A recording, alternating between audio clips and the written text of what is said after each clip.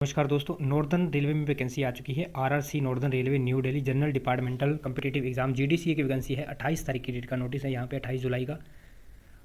29 जुलाई 2023 से आपके form fill up होने शुरू हो चुके हैं। 28 अगस्त तक भरे जाएंगे और 1 सितंबर 2023 तक जो पीडीएफ फॉर्मेट में आपको साइन करवा के फॉर्मेट अपलोड करना रहेगा वो है।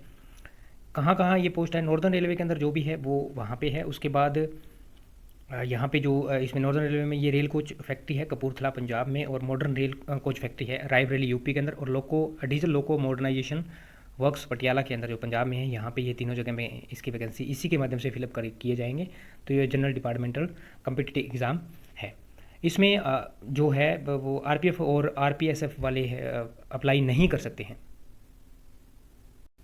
नीचे यहाँ पे वैकेंसी दी गई है और किस किस में वैकेंसी आई है। तो एएलपी की है, गुड्स गार्ड की है जिसको ट्रेन मैनेजर आकर बुलाया जाता है, टेक्नीशियन की पोस्ट है, उसके साथ यहाँ पे इन्होंने जेई की पोस्ट भी दी है। तो यहाँ पे देख सकते हैं नीचे डिटेल बताई गई है कि कौन कौन सी वैकेंसी है।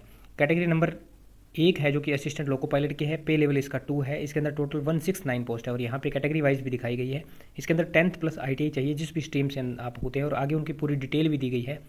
नेक्स्ट यहाँ पे ट्रेन मैनेजर जो कि गुड्स गार्ड है उसके अंदर 46 पोस्ट है जो लेवल 5 के अंदर है। टेक्नीशियन डीजल मैकेनिक के अंदर है, लेवल 2 के अंदर है और इसके अंदर 2 वैकेंसी बताई गई है।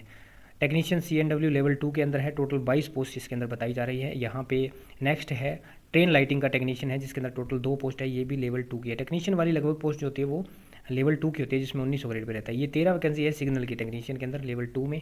टेलीकम्युनिकेशन की 5 वैकेंसी है, वेल्डर की 1 वैकेंसी है लेवल 2 के अंदर। टेक्नीशियन EMU की यहाँ पे 5 वैकेंसी है। Technician black Smith 7 vacancy. TRD technician 15 vacancy. TRS 3 vacancy. AC technician की यहाँ पे 2 वैकेंसी है। टेक्नीशियन इलेक्ट्रिक फीटर की 1 वैकेंसी है और उसके बाद जूनियर इंजीनियर की वैकेंसी है। पीवे के अंदर जो कि लेवल 6 के अंदर आता है, टोटल 12 वैकेंसी है पीवे के अंदर जूनियर इंजीनियर की।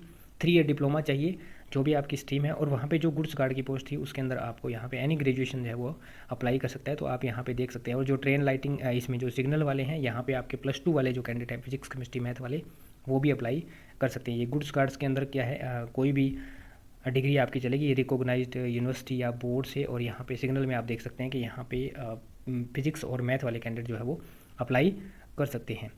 जूनियर इंजीनियर की बात हम कर रहे थे तो यहाँ पे आपको चाहिए डिग्री डिप्लोमा और लेवल 6 की वैकेंसी है। 3 ईयर डिप्लोमा हो या चाहे आपके पास डिग्री हो, BSc हो या फिर BTech हो, तो उस तरह से वो लोग अप्लाई कर सकते हैं। नेक्स्ट यहाँ पे है जूनियर इंजीनियर वर्क्स के अंदर जहाँ पे 10 पोस्ट है। यहाँ पे डिग्री और डिप्लोमा वाले, उसके बाद CNW मैकेनिकल के अंदर 3 पोस्ट है। डिप्लोमा वाले और डिग्री वाले कैंडिडेट अप्लाई कर सकते हैं। जूनियर इंजीनियर इलेक्ट्रिकल जी यहाँ पे 1 वैकेंसी है। 3 ईयर मैकेनिकल इलेक्ट्रिकल इलेक्ट्रॉनिक्स, इस तरह से जो भी स्ट्रीम आपको दिखाई जाएगी नीचे उस हिसाब से। TRS के अंदर 2 पोस्ट है। डीजल इलेक्ट्रिकल के अंदर 1 पोस्ट है जूनियर इंजीनियर की। TRD के अंदर 1 पोस्ट है और टोटल कुल मिला के 323 वैकेंसी यहाँ पे बताई जा रही है।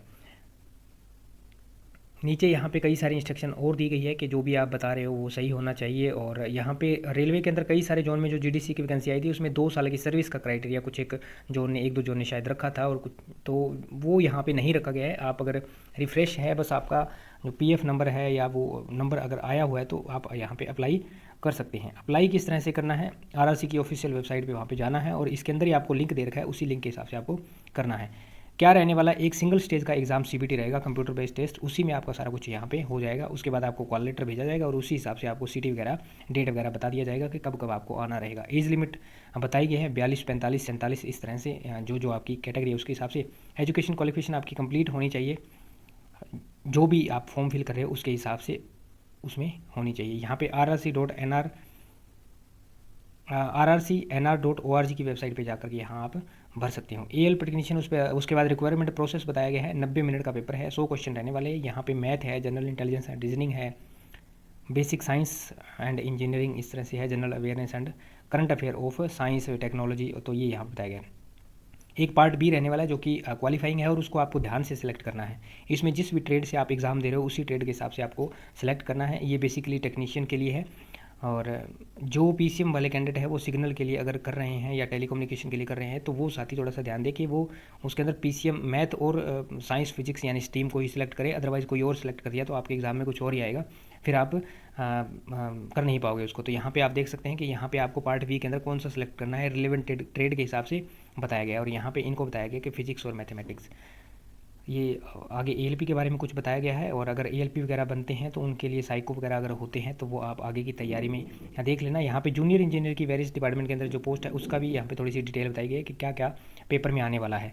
तो 120 मिनट 2 घंटे का टाइम मिलेगा, 150 क्वेश्चन यहाँ पे रहने वाले हैं, और जनरल अवेयरनेस रहने वाली है, फिजिक्स केमिस्ट्री रहने वाली है, बेसिक कंप्यूटर एंड एप्लीकेशन उसके रहने वाले हैं, basics of environment and pollution control, और यहाँ पे वेटेज बताई गई कितने नंबर का क्या आने वाला है।